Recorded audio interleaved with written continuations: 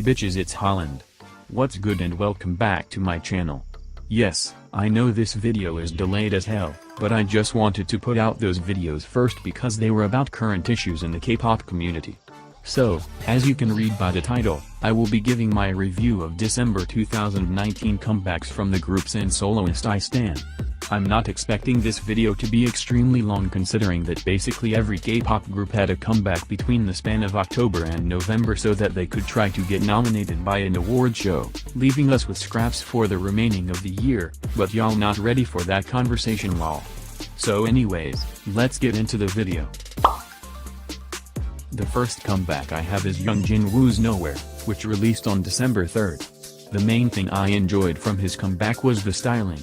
He looked so good with that distressed red and black striped sweater, those silver earrings, and his permed hair. As for the song itself, I don't think it's a bad song, and I wouldn't go out of my way to skip it if it came on shuffle, but I didn't enjoy it as much as I did his other title tracks. Like this one for example. Would you be my coward? Yeah, my coward. Yeah. 내 모든 세상에 너만 빛을 대줄래. 내게 되어줄래. The second thing I liked about this comeback was the music video.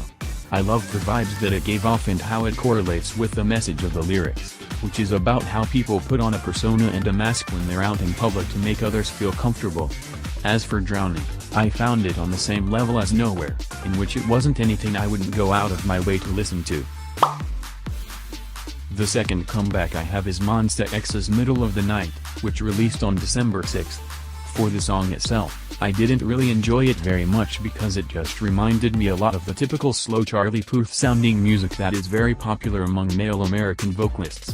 But since this song was targeted towards the American market, I understand why Starship's producers would have chosen this kind of sound. Plus, I feel like this song doesn't really show the members' full potentials as rappers and vocalists like Beautiful or Shootout does. The styling and the color grading of this video were hands down the saving grace of this comeback. The third comeback I have is Lindsey X Peter Pan, which was released on December 9th.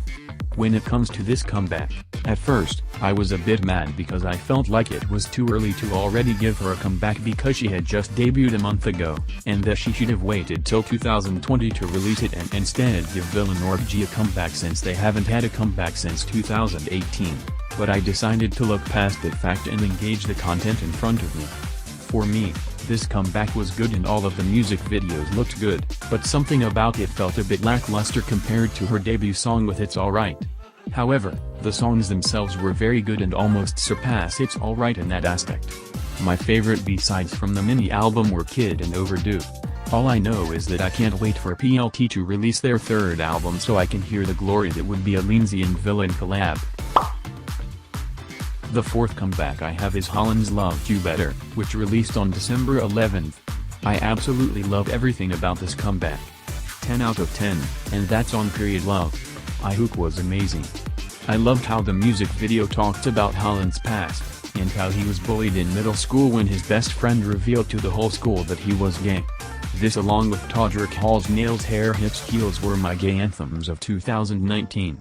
One thing I've noticed about Holland is that in every single comeback his vocals get better and better. Because when he first debuted with Neverland, all the girls were dragging him saying that he's a bad vocalist when in reality y'all just don't like his vocal color or the fact that he has a lower range. But now he's improved a lot as a vocalist over the past 2 years and now he uses a variety of vocal techniques in his songs. For the fifth comeback, we have the best comeback of December 2019. Red Velvet's Psycho, which released on December 23rd. I stayed up till 3 in the morning to watch this comeback and every single second was worth it. I found the song to be very addictive at first listen, and I listened to it at least 5 times over and over again before I went to the album. The music video had one of the best styling and outfits of 2019, and I was living for the goth girl, vampire, emo, Victorian realness that it served, and I think this was one of their best choreographies to date. However, there was one thing about this comeback that irritated me. It was that when SM revealed the fact that this album was going to be 16 tracks long, I was here for it and I was so happy that I could die. But when I examined the names of the tracks themselves, my happiness quickly turns to frustration. Because out of the 16 tracks on the album, there were only 4 new tracks including Psycho itself. And then speaking of the B-sides, I feel like y'all really hyped up La Rouge to the max. Y'all were on Stan Twitter acting a fool, saying that it was the Queen of Red Velvet's B-sides when in reality, she was more like a distant cousin of the royal family. The only B-side out of the 3 I actually enjoyed was An and Out because Irene's melodic rapping during the chorus had me twerking on the side of my bed.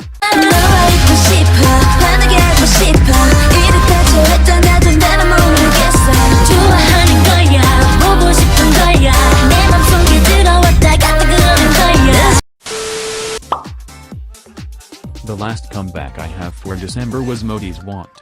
Based on the teaser, I wasn't expecting to like this song even though Modi is my bias in PLT, but I actually ended up liking it a lot. I loved how he changed up his style of rap this time because his last few releases with Blue Wave and WHSH consisted of more cool, calm, and serious tracks, so it was nice to see that he went for a more upbeat style this time so it can show off his versatility. Speaking of versatility, I love how the verses of the song consist of a multitude of tempos with some verses being slower and then some going a lot faster so that it helps create a dynamic in the rhythm of his raps. As for the music video, though it was very simplistic and low budget, I feel like it goes very well with the song and encapsulates the meaning of the song well. Okay, this is the end of the video. Thanks for watching. Be sure to like, comment, subscribe, and follow me on Instagram with the link in the description below. And remember to stay snatched.